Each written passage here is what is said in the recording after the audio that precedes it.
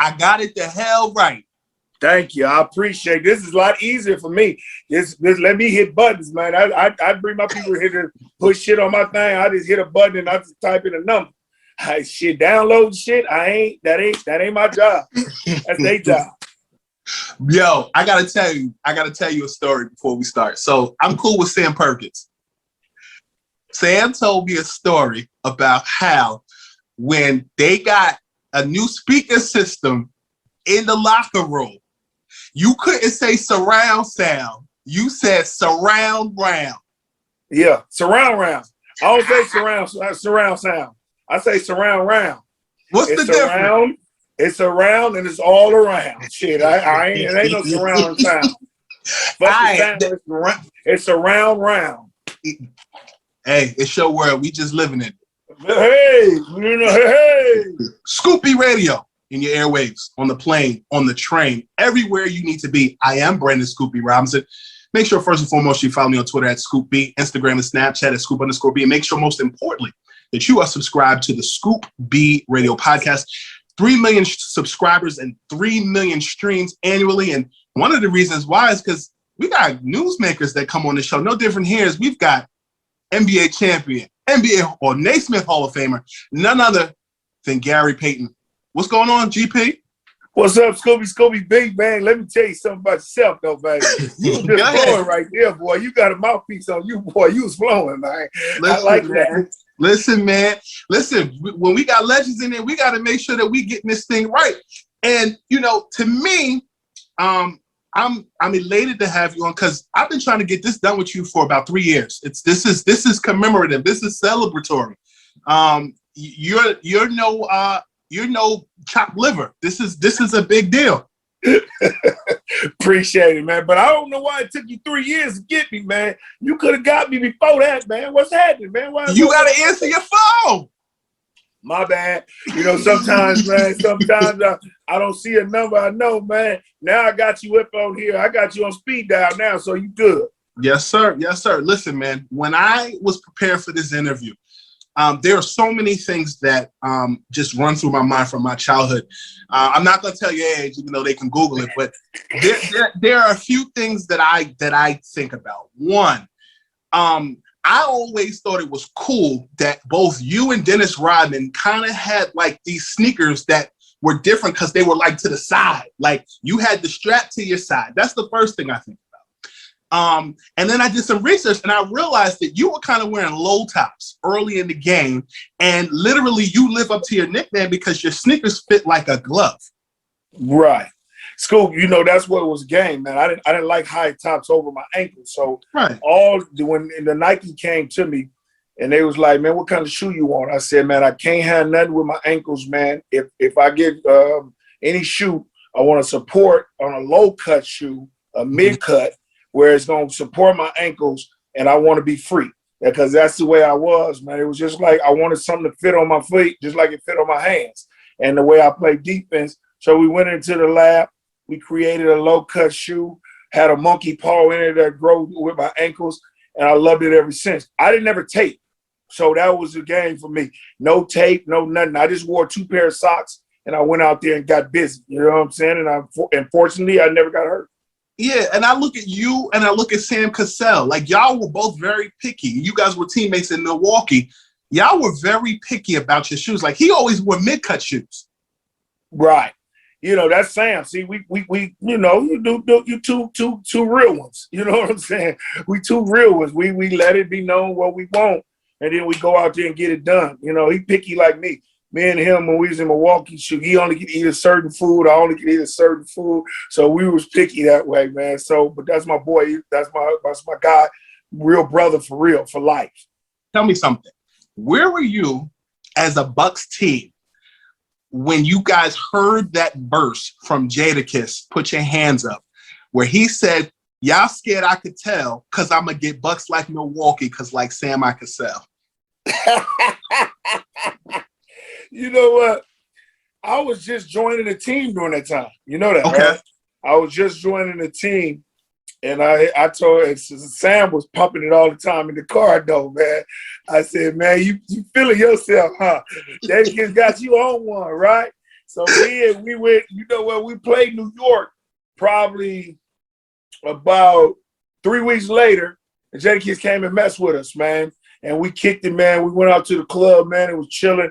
And ever since, man, me and Jadakiss and Sam, all of us been tight, you know what I'm saying? So every time I go to the East, I go mess with him. So it was like, man, that's live when somebody puts you in a verse, man. When a rapper puts you in a verse, any NBA player, if you get a verse, that means you doing something. That means somebody like you, man, and you live. You know what I'm saying? That was the slick line, but I'm going to take that and raise you this. Where were you the first time you heard your name in a rap song? You know, that was my boy Too Short. You know what I'm saying? Sir. That was my boy Short. You know what I'm saying?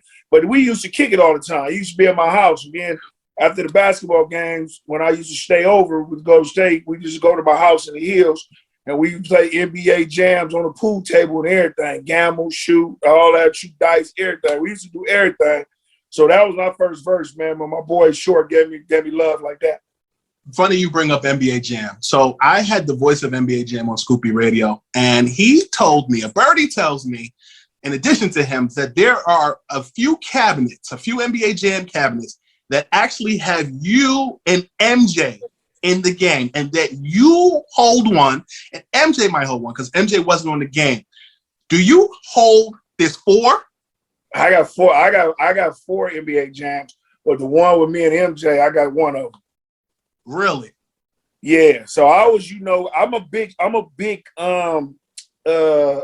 game arcade game dude. Mm-hmm. I like the big games. I don't play PlayStation or Xbox. I don't do none of that. I got all the big games. I own about 50 of them. You know what I'm saying? So I got all in my houses everywhere, man. So I'm just doing it. I got like pinball machines, all that stuff, man. I got the old school everything. And when it came out, man, I had to keep them. My kids like them. So I was just like, man, let me get them all, man. And then I got the Blitz, the Tecmo Boy. I got all that crap in arcades, man, in big old cabinets. So I like it. But I own 4 of the NBA jams. So Gary, I got some questions about this NBA Jam because like I fell in love with the league in '91. And I remember being a childhood reporter sitting in the locker room with you at Continental Airlines Arena with both you and Vin Baker back in the day. I was 12. And I remember NBA Jam and just the Bulls and the Sonics and Jazz and all those being part of my life. I understand that you and King Griffey, I believe King Griffey Jr. is a big gamer as it relates to NBA Jam. You have the cabinets. Did you play against Michael or King Griffey Jr. with those NBA Jam games? No. You know what? Me and Ken, we played in Seattle at a bar called Julian's. Mm-hmm. We used to go there and it was a pool thing. Mike, man, only game I played with Mike was pool.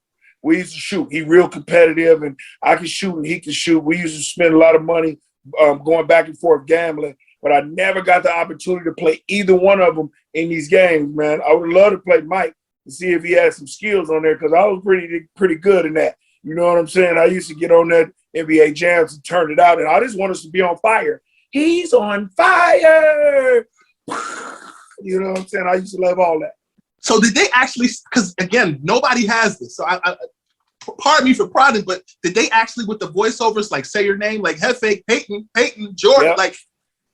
Got all that. They got all that. And then you can get cheat codes. You can get all the things. You can make your head real big. When your head real big, you can push more harder.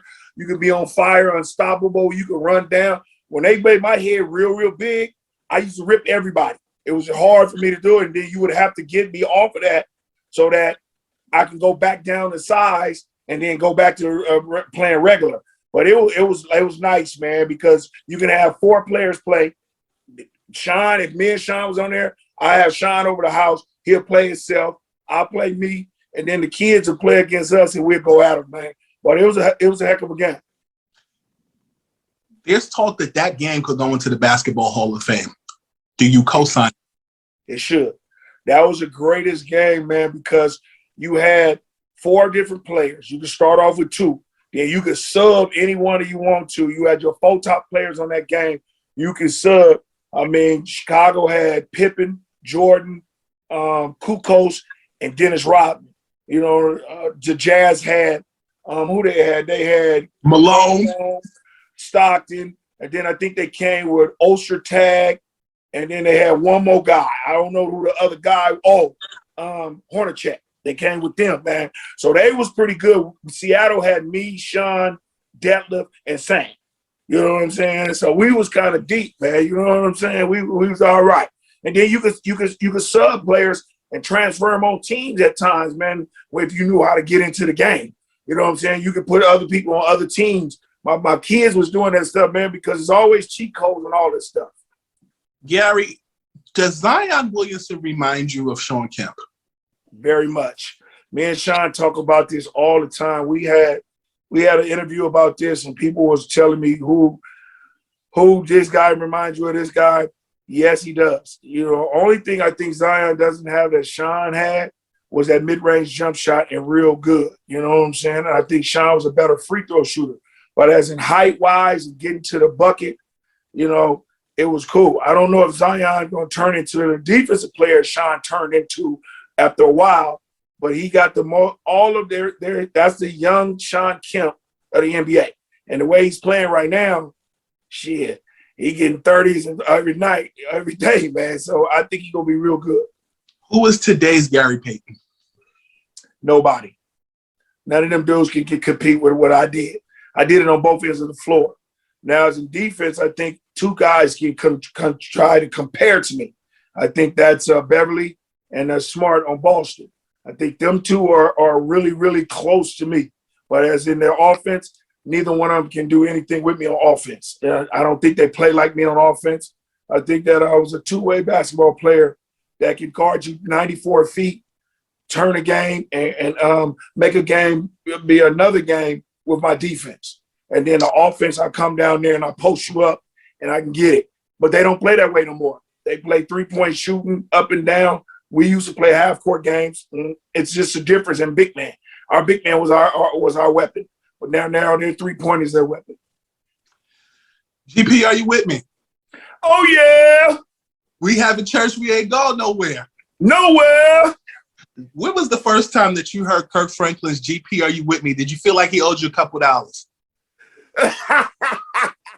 You know what? I thought he was really talking about me at first. You know what I'm saying? And then, you know, when they started saying God's people, I was like, oh, nah, I get it, man.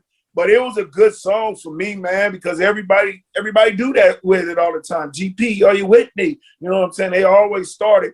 It's a good thing to have the initials of God's people and Gary Payton. You know what I'm saying? It was just fortunate that, you know, Kirk Franklin made it like that. You know, I thought it was about me at first, but, you know, it's even better to even see that. And then I get love all the time about that. You know what I'm saying? Just what you just did. A lot of people always come up to me, always saying that. But I feel honored to even be thought about in his song like that when he was doing a gospel song. And then the public address announcer would say, GP, are you with me? Back in Seattle. Yes, he was. It was all good. I told you I was having everything jumping for me, man. And they would play the song every time I get a 3-point play with my card thing. They used to, because I was fast and going down the thing, and then they'd be like, GP, are you with me? So it was good, man. I had a lot of stuff, man. I love Seattle a lot. What would it take to get another team in Seattle? You know what, Scoop? I think it's going to happen in about another 3 years. I think that all the people are just waiting. I think Adam Silver is just waiting for the TV deal to come up and see if he can do expansion. He's not going to let another team leave another city. I don't know if you heard the rumor when Alex Rodriguez was buying the team that they were going to move it to Seattle. And then all of a sudden, NBA came in and said, nope, we're not doing that. I don't think that's going to happen anymore. I think the only way that Seattle get a team is if a team goes broke and they got to move. They got to move. Or we get a 2-team expansion and go from 30 to 32. That's going to take a lot. It's going to take a lot, and it's going to take a lot for them owners to agree about it. But I think that they know that Seattle is ready, and they're the first one runner-up in the West. GP, tell me something. You talked about A-Rod and ownership. You're seeing even what Dwyane Wade did with the Utah Jazz. If you had your druthers, would you pick ownership or coaching as your first executive move? Ownership. I wouldn't even want ownership. I would rather want to be the president. You know what I'm saying? I would want to rebuild a team the way that I know I can rebuild a team. With what I went through with a Seattle Supersonic team and bring in the dogs that I could get in. That means I'm controlling everything. I'm bringing in the players to do. I don't want to put nothing on a coach, because if I'm giving the coach the players, now he's got to deal with it. He's not the one who's out there playing. If I bring him Chihuahuas and don't bring him Rockwallers, then he ain't gonna win. You know what I'm saying? So I want to bring the Rockwallers, so when he get out there, he don't have no other choice but to say, "Man, I messed up. I ain't getting them to play the way they want to play." So I'd rather be a president so I can make it the way I want it to be. I think it was the late Notorious B.I.G. that said, not only am I the client, but I'm the player president. Yes, sir. Million dollar question. If presented with the opportunity to have an ownership stake in the team that goes to Seattle, who would you take with you, and would you want to be the person that's the face of it in an ownership role? Yeah, I would. I think I would want to be that, because I think I would get the team back really quickly. I think the Seattle fans would be really, really great on that. You know what I'm saying? I would try to bring back Detlef Schrempf, Shawn Kemp, and Nate McMillan right away. I would want Nate McMillan to come back and be the coach right away. You know what I'm saying? Because of his jersey and that Raptor, when we come back and it goes back up there and we see all them numbers, and then they're going to retire, then I would do the first thing. I would retire Detlef Schrempf, Shawn Kemp, and myself on the same given night, and then make it, or I would do it one at a time. I would make it a joy for that one person every night, but I'll go back to back. So that's what I would bring back, and then I'll make us a focal point of the team. I'll make us be in the runway all the time, walking around, greeting people, getting people back in the stands and get them more excited, and then bring players in like we were. I would try to bring in like a Shawn Kemp type of player. I would try to bring in like a Gary Payton type of player, a Sam Perkins or a Detlef Schrempf. And that's what I would make it, because the fans in Seattle, they remember that 1990s. They remember it big. And we got to bring it back, because if they do come back, it's going to be all start over. It's going to be an all over start, and we would have to do it somewhere. Gary, we've all been bored in the house and in the house bored with COVID for about a year and some change. And, you know, a lot of conversations have about just old teams. And in the past, I've had Kenny Smith on the Scoopy Radio podcast where we talked about that Rockets team. And, you know, the easy question for clickbait is, you know, if Michael had retired, you know, would the Rockets still won those championships? And of course, Kenny has said yes, the Rockets still would have won. You've had Robert Horry say yes. Vernon Maxwell has said yes. I want to take a little flip here, because you and your Sonics had the pleasure of playing against Michael and the Bulls, and I don't want to be corny and ask, you know, what I want to ask it specifically. So it's a two-part question. One, that Bulls team was 72. They won 72-10, and then the Warriors was 73-9. My first question for you is, do you see any comparison between that Warriors team and that Bulls team? No. I think teams are different. I mean, it came through an era. When the Bulls were 72-10, I think my team was 65-17. You know what I'm saying? And we played in the championship together against each other. The Golden, and that team was great. They had players at every position at the Bulls, every position. I mean, not just one, every position. Even when they was coming off the bench, they had players coming in at that position. And then they had one of the greatest basketball players ever played, Michael Jordan and Scottie Pippen. So I'm just saying the Warriors did the same thing. They had a great basketball team too. The only thing that they didn't do is finish it. They didn't win. You know what I'm saying? So I can't compare them to it. They had a great regular season. Great. You know what I'm saying?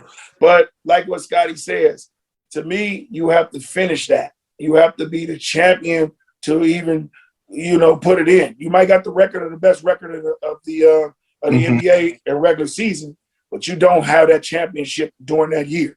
You know, somebody got better than you in the championship, and that was that boy LeBron James. So, you know, it is what it is. And I just think They both were great teams, but I can't compare them because it was different eras, different basketball players, and plus the Warriors didn't win it. Shoulda, coulda, woulda. My mom would always say, if my aunt was my uncle, you know what she'd have. You played against the Bulls in '96. What did the Sonics need that you guys did not have? I think we needed a little bit more of a different planning. That's what it was. I didn't think we didn't. We had all the players to play with them. We matched up with them very well. You know what I'm saying? Like I said, during the regular season, they won 72. We won 65. We was only 7 games behind. You know what I'm saying? And then in the regular season, they beat us in Chicago, and we beat them in Seattle. You know what I'm saying? During the regular season. Then when we come and get into the championship, I was hurt and didn't nobody know it. So we made a decision not for me to guard it. I was just coming off of winning the NBA Defensive Player of the Year, first point guard to ever do it. Then all of a sudden, Jordan had got MVP. So the Sports Illustrated put me on the cover of it. Mission Impossible. Cannot do it. You know what I'm saying? And all of a sudden, they were putting the best defensive player in the NBA versus the best offensive player. I couldn't guard him. I couldn't guard him until game 4. And I said, forget this injury. We down 3-0. Let's try it. We just didn't plan it right. I think we should have let me go against him from day one. We had enough offense to deal with him. Shawn was good. Detlef was good. Hershey was good. Everybody was good. Sam was good. We had players. And we lost to him 4-2. I think we just didn't plan right for it. I think it would have been different if I would have started off on it. Fair enough. Jason Kidd, a guy you know well, growing up with him, I still think he had the illest Nike commercial back in the day when they did the Gil Scott-Heron and the Revolution will not be televised. You had him, Jimmy Jackson, Kevin Garnett. That was the future. We're both looking old right now. Again, I won't tell your age. If you want to know, Google it. But do you see him accepting a coaching job next season? You know what? I think Jason should have been and had his coaching job. I really did. He shouldn't have got fired from New Jersey or what happened. You know what I'm saying? This stuff is about politics. And they're going off politics with him about stuff that happened in the past. Everybody make mistakes. Who cares? You know what I mean? We giving people jobs about making mistakes about what they done did in their life a long time ago. You know what I'm saying? And you still giving them jobs. This guy needs a job. I think he should deserve a job. He's an assistant coach. He's waiting. That's my protege. My little brother. I'm going to ride with him till the wheels fall off. I think he should have a coaching job. I think he should be with somebody's head coach. And I think next year they're going to look at it and think about it, and they should. They should give him a job, and he should be there. What type of team do you think he would benefit? You know what? That's hard. That's a good question. I think Jason is a player's coach. I think he can go into anyone. Memphis would be a great job for him, for a great point guard, Morant. I think Jason has to have a great point guard with him, or a veteran point guard that he can groom to be just like he was, so they can run the team without them looking over there at Jason and get these players together. I think Jason, the way he's done had all of his experience now as being a head coach with the Knicks and with the New Jersey. You know, I think, any of these teams would be great to get him. You know, that's what I think. I think with anybody. Hey, Gary, I don't know your middle name. You look like a Gary Ezell Payton. Ezell. No, I'm gonna go with the cool little white name, Dwyane. You know what I'm saying? Gary Dwyane Payton. That's all it is. You know. I like it. I'm Brandon Eugene Robinson, so we're even. Eugene. Yes, sir. Yeah. So the dream team is, when you look back at USA basketball history, did you like 1, 2, or the Redeem team in 2008? I like 2 because I was on that one. I figured you'd say that. 2 was the joint. You know what I'm saying? We went in Atlanta and toe up. You know what I'm saying? We did the same thing one did. I wish we could have had a chance to play them during the time, but it is what it is. We took 6 of their originals off Dream Team 1 and added 6 of ours. So that was our 12. You know, I think Dream Team 2 was a beast, man. We competed every day just like when Dream Team 1 did. You know, but I like my team. I was on that team. You know what I'm saying? And then after that, I went on the 2000 team when I went to Australia. I still like the one that I was on in 96. 96 was the best Dream Team, I think. What was that bench like when Vince Carter literally jumped over that man in that dunk?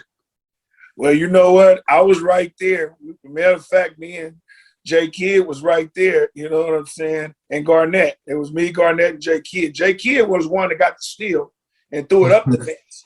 And I was running on the side, and I thought Vince was going to give it to me, and Garnett was filling the other lane. But then Vince said, forget it. I'm going to go and take off on this boy. And I thought he was too far. And when he kept going up and up and up, I said, uh-oh, this is a problem. And all of a sudden, he dipped on him, and we went crazy. Our bench almost fell out. You know what I'm saying? And everybody in the stands was going crazy, too, in Australia. And now that's the best dunk ever in the history of basketball. Learn me a little something, GP. I remember you being on that Lakers team in 2004 that went to the finals. And that was my freshman year of college. And I remember there was a lot of criticism with you surrounding. I remember two things. One, you were wearing those white and blue Jordan 12 retros. I thought that was so cool. Two, there was a lot of talk about you and the triangle offense and your ability to comprehend it. And I kind of felt like that was insulting in the way that they often would insult Black quarterbacks in the NFL and their lack of a playbook. Did that bother you? First of all, Scoop, yeah, it did bother me for a minute because they didn't understand what was going on. I came from running up and down the basketball court, me controlling the ball all the time, calling my own plays, to trying to run an offense that was going through one person and we making cuts and hoping we get the basketball. That wasn't my type of situation in the game. Mm-hmm. I thought that Phil Jackson was going to change the game for us and let us run the triangle the way we wanted to run it. When we needed to run and fast break anytime we want to. And then if we had to set it up, then we would run the triangle. But it wasn't like that. And then what was making it so it made it good for us is that when Karl Malone started running the triangle and he was running the offense through the high post where a person get the ball, where Kobe was and where Jordan was when they were playing it, right. It's easy because the simple fact is all you get the ball and you make a decision on who you want to pass it to or you want to cut or do you turn around and go to the bucket. I wasn't in that position. I had to remember if I was in the corner to cut, to get out, or whatever. We wasn't doing that. I wasn't used to watching somebody play the game. I was used to doing what I wanted to do. Mm-hmm. But when Karl was in that position, Karl would always tell me, G, just cut when you want to, and I'll get you the ball. Just do whatever you want. I'm going to make it happen. And then when he got hurt, it became difficult because I didn't want to run that. I wanted to run up and down the floor and get up and down the floor and score buckets. And we didn't. But I adjusted to it at the end, you know, because we had a lot of people out. We had Shaq out. We had Kobe out. We had Karl out. They didn't play the whole season. And then I started playing with a lot of the younger guys, the Derek Fishers, the Foxes, and we all started communicating with each other and started guide people through, guarding each other through it. They already knew the offense. They would guide me through it. And we got through it with our top guys and still made it to the championship. You know what I'm saying? We beat the number one San Antonio Spurs at the time in 7 games in the finals, in the West Coast final. So it wasn't about me tripping and being incompetent of learning offense. I didn't want to learn the damn offense. I wanted to play the way I wanted to play. You know what I'm saying? And I feel like Karl Malone playing in Jerry Sloan's system in Utah kind of helped him. It was an easier adjustment versus, you know, you as a point guard, respectfully, my observation, I didn't play, but I can talk about the game, is the triangle to me is predicated upon big guards. You look at Ron Harper, you look at Kobe, you look at Michael, you look at Pippen. I think there was an adjustment for the Lakers because the triangle around the center was with Luke Longley in Chicago. there needed to be adjustment with Shaq, who was a dominant big. And in comparison with you being a defensive-minded point guard that was a scorer that would fit more in today's NBA, that was a major adjustment. Yes, it was. And people don't get that. You know what I'm saying? It's like I was a foreigner. I had played in the league for 14 years, and now I'm a foreigner to something else. It's just like you just took me out of my comfort zone and just threw me into something. You know what I'm saying? And I was trying to get through it, but it wasn't working for me. You know what I'm saying? I was sitting most of the time watching stuff. You know what I'm saying? But I still averaged 15 points, 15, 16 points because of me getting steals, getting out, running, fast breaks, doing the thing. The offense wasn't me. It just wasn't me. And, I got through it, you know what I'm saying, for the whole year. And then it was just time for us to move on because it wasn't going to change. So Boston, I went to Boston next. But I loved it, because I got a chance to get real close to my little brother, Kobe, understand what he was going through.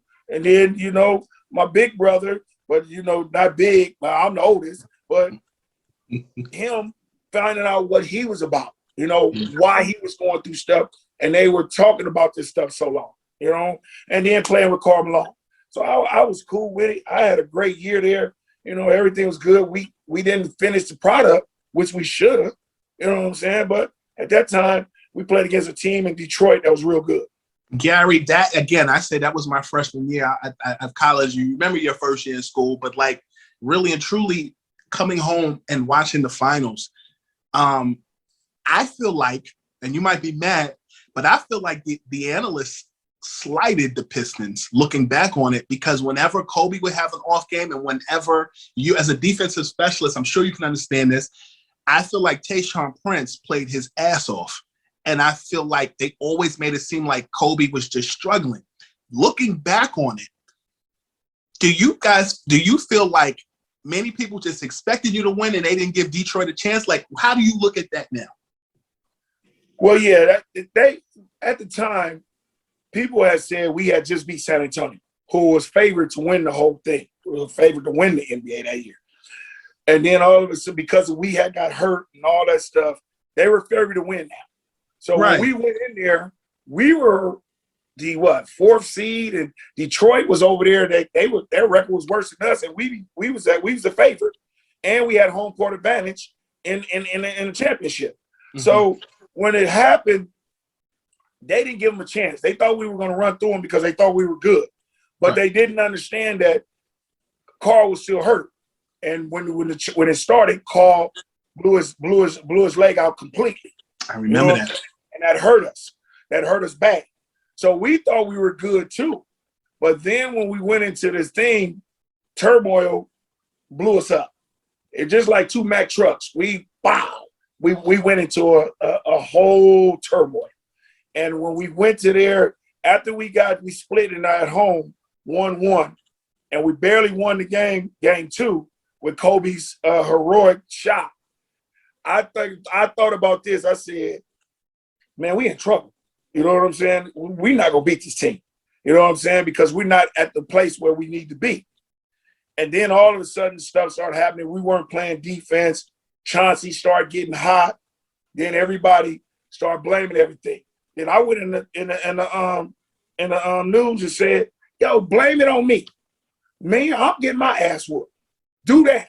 Say that Chauncey killing me. It wasn't about we not stepping up on picks, trapping him, making the ball get out of his hand. It wasn't about that. It was about me. So we did that, but we just couldn't overcome it. They beat us 3 in a row in Detroit. They beat us handily too. We were never in no games. Never. You know what I'm saying? So I just think they didn't give them a chance, and Detroit was tired of that. They were just tired. They have good basketball players, and they play well. And we can't take nothing from them. I feel like that super team. I feel. Do you think that at the age that you guys were, meaning more so you and Malone, do you feel you guys were, like, you're known as a Sonic? Karl was known as a Jazz, legend. Do you feel like the partnership with Kobe and Shaq still makes you a super team? Yeah, I still thought he was a super team. Karl was 34, 35. I was 34. So we weren't really a bad team. I had just came off the All-Star game. Karl had just came off the All-Star game. We were still in our prime. It's just that we were in a different system that we weren't used to. You got to understand, we were the focal point of our team. We were the stars. They went through us, but we went to two young kids that was just coming up and was balling. You know what I'm saying? And we had to go through them. So we had to make that adjustment. We made that decision to go there to do that. It was good. And I just think that we just got into too much. Kobe was going through what he was going through. Right. Shaq was going through what he was going through with the organization, and we weren't just focused. I'm guaranteeing, if we don't have no problems of nothing, if Kobe doesn't get his problem and we come into the season regular, we're going to blow everybody out. I'm guaranteeing that. And then Shaq wouldn't have had no problems. Shaq, went through his problems with him and Dr. Buss. It was just stupid stuff. You know what I'm saying? But it is what it is. But we still made it to the championship with the other players. I give all them young guys, the Fishers, the Fox, the Horace Grants, I give all of them a lot of kudos because I was the only one of the superstars to play all 82 games. And I kept them together. And we won games and stayed in there until our other superstars got back, and we were great. You know what I'm saying? So it was cool. The Brooklyn Nets are a super team. And I have seen memes in the past on social media, I'm sure you've seen them too, where people try to compare the Nets with KD, James Harden, and Kyrie Irving to your Lakers team. And, there are people who feel like it can't be done. You're kind of in an interesting juxtaposition because you're a former Laker, and you played on a super team, as you mentioned, and KD was drafted by the Sonics originally, and you kind of know that whole shebang. Do you think that people are doing too much by making that comparison between the Lakers of your era and the current Brooklyn Nets team? Scoop, I think people are making too much of everything that they do when they talk about who a GOAT. You don't know who a GOAT is. I mean, everybody played in different eras. You can have an opinion on what it is. It's all opinion. You can't compare us in 2004 to this team here. You can't do that because we're different players with different style, different era of basketball. This basketball going up and down. They're more outgoing. They shoot threes. Everybody has opportunity. You got things that's way different. Rules have changed. We don't play defense the same way. We don't play a lot of stuff the same way. It's all different. And I think now that the Brooklyn loses Aldridge, it might be come down. Now you're coming down a super team. You still got four good ones, but you don't know.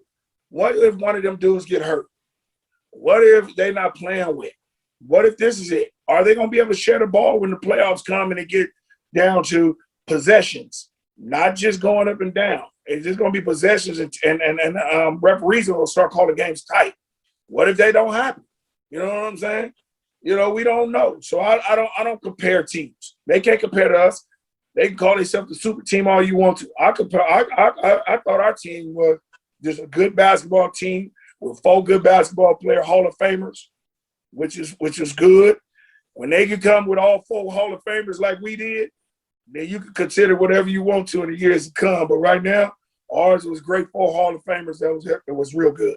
Scoopy Radio on the line with NBA Naismith Hall of Famer Gary Payton talking all things basketball. And you did get a chip in 2006 alongside Shaq, Dwyane Wade, Antoine Walker, Jason Williams under head coach Pat Riley.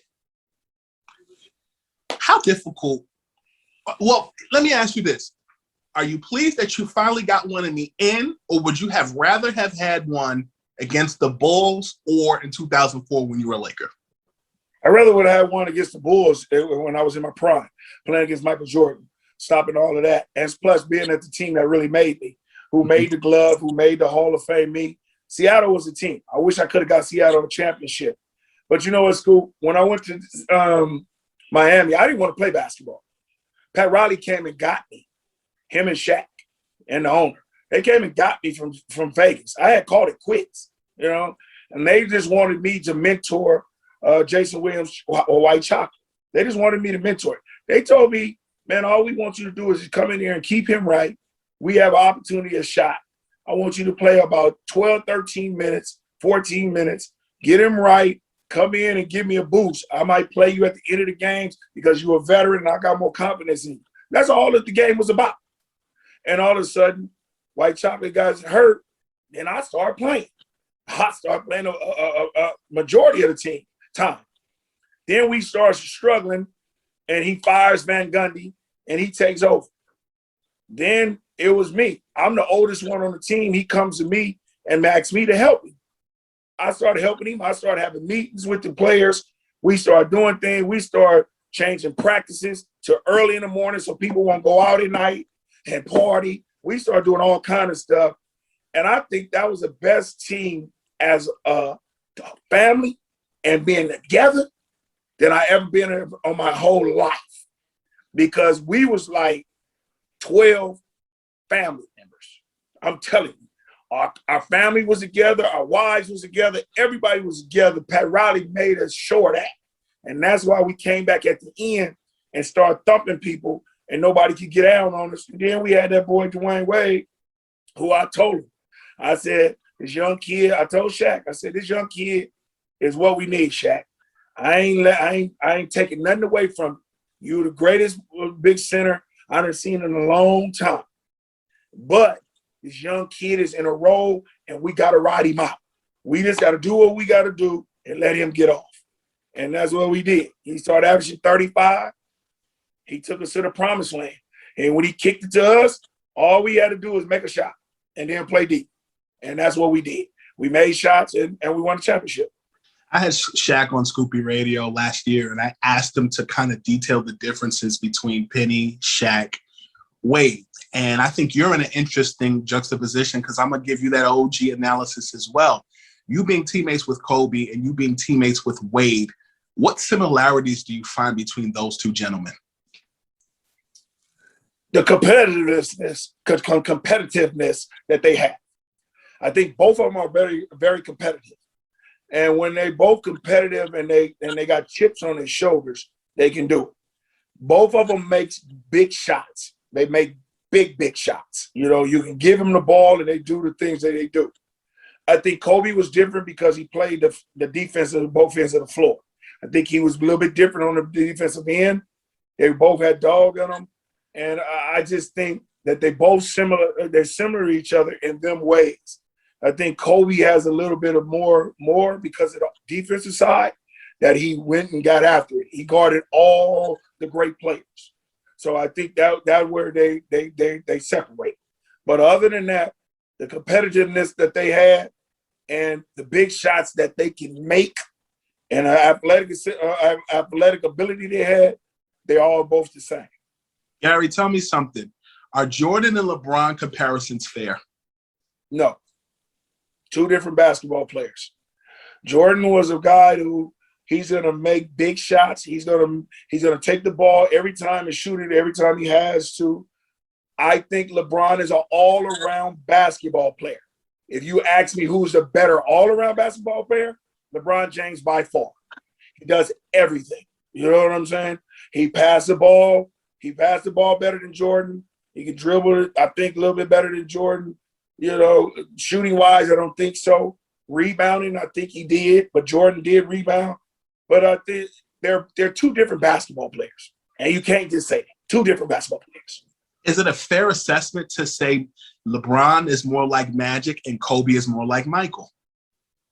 Yes, I can say that. I think LeBron is more like Magic. He can bring the ball down. He can play all different positions. He passes the ball. He makes everybody around him better. You know, people would criticize him about why you didn't take this shot, throw it over there. That's the way he plays basketball. Let that go. You know what I'm saying? He's putting his teammates in a position to have confidence to make that. You know, when you don't have a teammate, we like, oh, I'm just gonna sit there and watch him. And then all of a sudden he throw the ball and boom, it hits you upside your head. You ain't ready because you used to him to shoot that. But when you know LeBron gonna pass you the ball, you got to be ready. You know what I'm saying? And then with Kobe and Jordan, Kobe Kobe wanted to be like Jordan. It is what it is.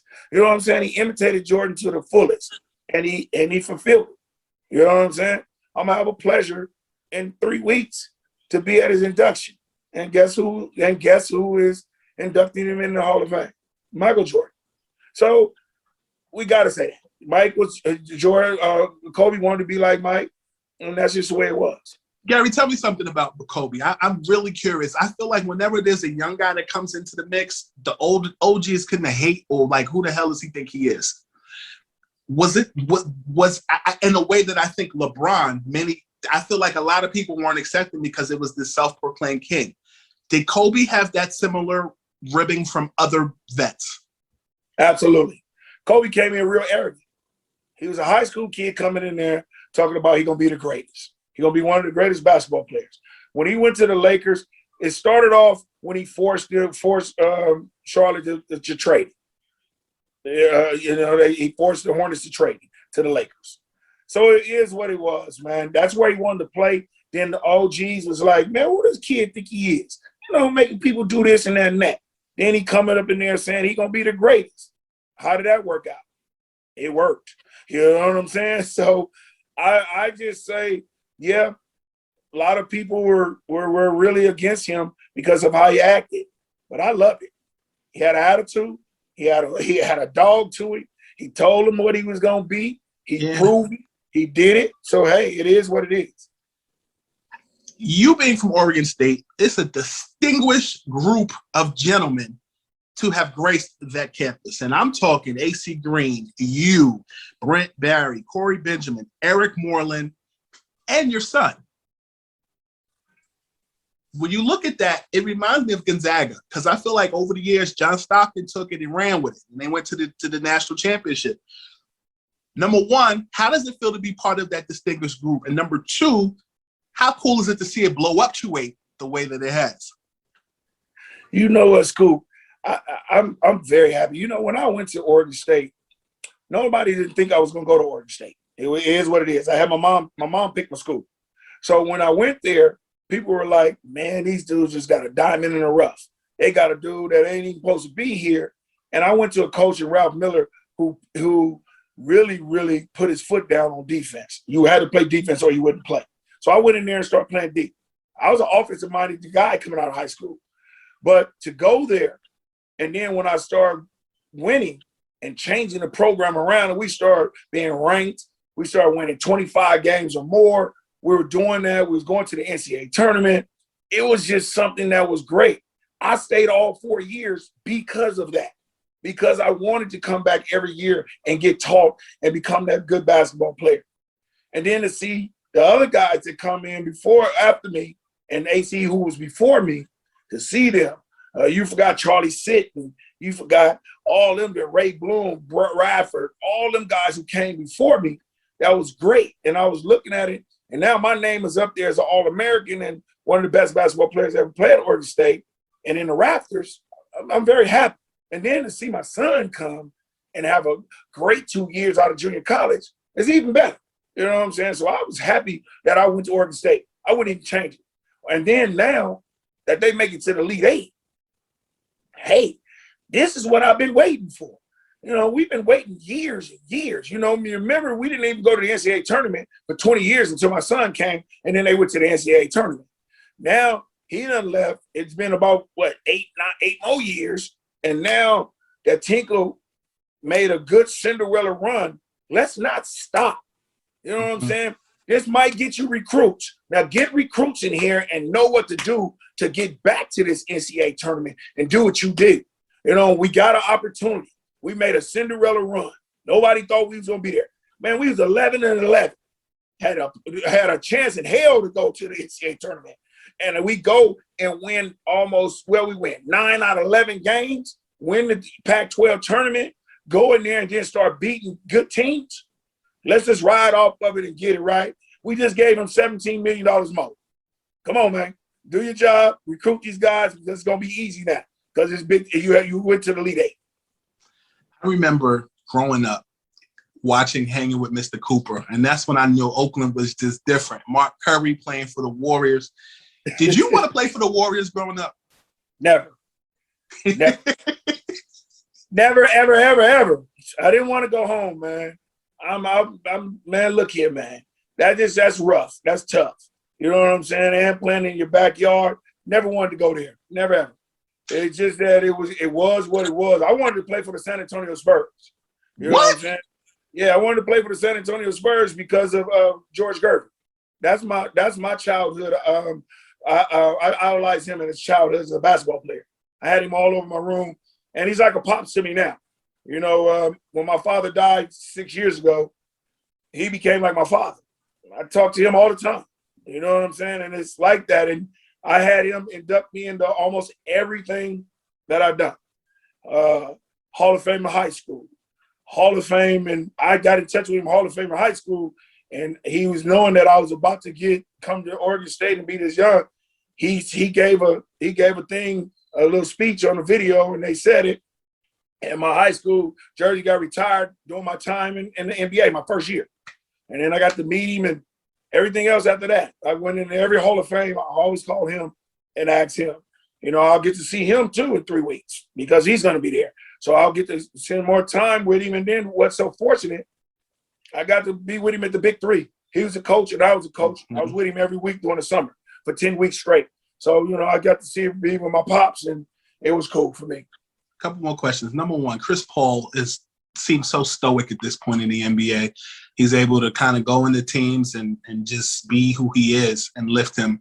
When you look at Chris Paul, the first word that comes to mind is? Amazing. Amazing young basketball player with a lot of heart and dignity. Now, he just a player. When he first got in the league, and I went at him when he played for New Orleans, and he didn't back down. And then I walked over to the sideline, and was coaching for the Lakers. The guard. What year? What's the guard that played for the Lakers? It was him. Byron Scott. Byron Scott. Byron Scott was the coach. And Byron came over and said, "Look, that ain't the one, player." He said, "This one is a dog." He said, "He ain't gonna back down. He gonna go at you." I knew right then and there he was gonna be really good. I watched him at Wake Forest a little bit. I always used to test the guards. I knew he was a dog. Him passing me on a lot of stuff now. He's only like 100 and something behind me, and his steals right now. Passed me up on the assist. I'm thinking on assists. I'm not surprised. I always say this for the last 2-3 years.